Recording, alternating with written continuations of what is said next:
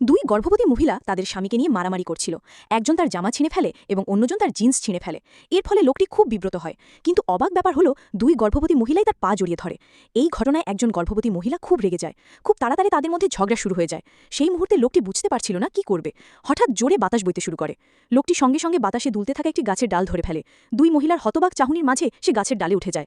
এই সময় লোকটি খুব খুশি হয়। দুই গর্ভবতী মহিলা তাকে ধরার জন্য মরিয়া হয়ে চেষ্টা করতে থাকে, কিন্তু লোকটি গাছের ডাল ধরে হাসতে থাকে। হঠাৎ গাছের ডালটি ভেঙে যায় এবং সে মাটিতে পড়ে যায়। যখন সে হোশ ফিরে পায় তখন দেখে যে মাটি ভেজা।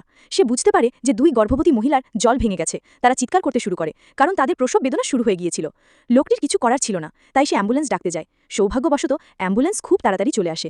দুই গর্ভবতী মহিলাকে মরিদবস্তু কর্মীদের সহায়তায় প্রসবের জন্য প্রস্তুত করা হয়। সেই মুহূর্তে লোকটি খুব চিন্তিত হয়ে পড়ে। কিন্তু অবাক ব্যাপার হলো, মাত্র 2.5 মিনিটের মধ্যে ডাক্তার দুটি বাচ্চা নিয়ে বেরিয়ে আসেন। লোকটি স্বপ্ন দেখতে শুরু করে যে সে তার দুই সন্তানকে বড় করে তুলবে।